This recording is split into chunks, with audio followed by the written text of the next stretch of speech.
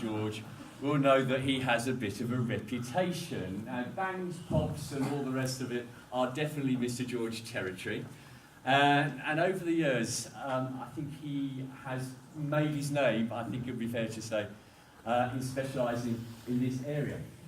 That said, I would be lying to you if I was not a little worried tonight. Setting fire alarms off is Mr. George's absolute expertise. I think I'd been in the school maybe 5 minutes.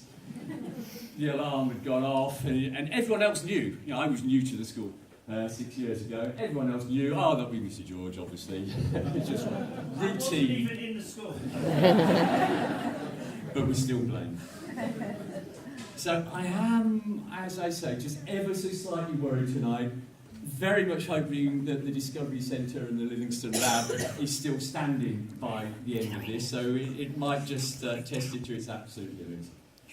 But it is a really special night for us, joking aside, because as you all know, Chris has made a wonderful contribution to this school over many, many years. Actually, it is 17, Chris, is that right? Yeah. So 17 years of fantastic support for this school, and the amazing place that science has within this school. I don't think it would be an exaggeration to say lies a lot at Chris's door, as you know, he came first as a head of department, but then developed in 2007 the specialism here at school for science specialism. And now I think we have that reputation in the area, certainly, as having a wonderful facility for science. Not just this Discovery Centre, I'll come on to that in a moment, but actually because of the teaching and the energy and the inspiration that our young people gain. And I have to say, in my 6 years, I've seen that in bucket loads from Chris, and it's something very special that we have here at the Latin, and I'm very grateful for Chris for that.